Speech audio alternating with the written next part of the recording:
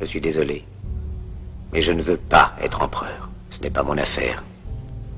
Je ne veux ni conquérir ni diriger personne. Je voudrais aider tout le monde dans la mesure du possible. Juifs, chrétiens, païens, blancs et noirs. Nous voudrions tous nous aider si nous le pouvions. Les êtres humains sont ainsi faits. Nous voulons donner le bonheur à notre prochain, pas lui donner le malheur. Nous ne voulons pas haïr ni humilier personne. Dans ce monde, chacun de nous a sa place et notre terre est bien assez riche. Elle peut nourrir tous les êtres humains. Nous pouvons tous avoir une vie belle et libre. Mais nous l'avons oublié. L'envie a empoisonné l'esprit des hommes, a barricadé le monde avec la haine, nous a fait sombrer dans la misère et les effusions de sang. Nous avons développé la vitesse pour nous enfermer en nous-mêmes. Les machines qui nous apportent l'abondance nous laissent dans l'insatisfaction. Notre savoir nous a fait devenir cyniques. Nous sommes inhumains à force d'intelligence. Nous ne ressentons pas assez et nous pensons beaucoup trop. Nous sommes trop mécanisés et nous manquons d'humanité.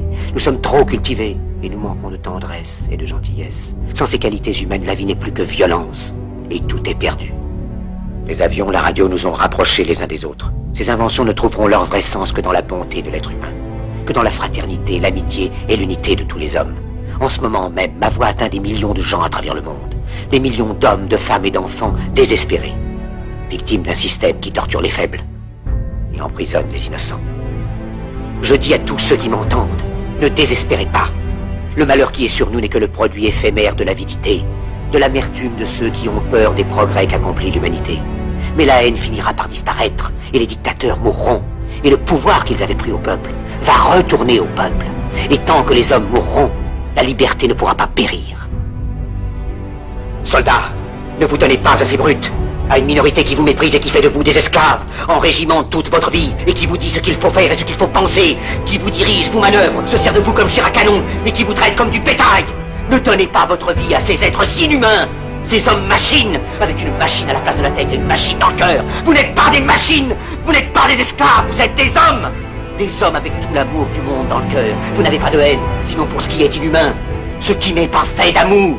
Soldats, ne vous battez pas pour l'esclavage, mais pour la liberté. Il est écrit dans l'évangile selon saint Luc, le royaume de Dieu est dans l'être humain, pas dans un seul humain, ni dans un groupe d'humains, mais dans tous les humains, en vous.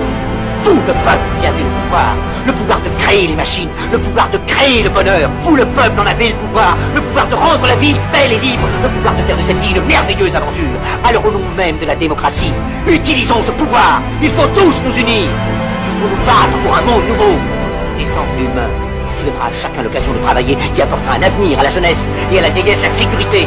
C'est eux qui ont promis toutes ces choses. Pour que vous leur donniez le pouvoir, ils mentaient. Ils n'ont pas tenu leurs merveilleuses promesses. Jamais ils ne le feront. Les dictateurs s'affranchissent en prenant le pouvoir, mais ils font un esclave du peuple.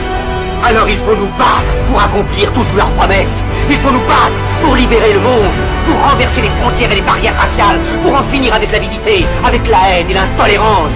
Il faut nous battre pour construire un monde de raison, un monde où la science et le progrès mèneront tous les hommes vers le bonheur. Soldats, au nom de la démocratie, unissons-nous tous!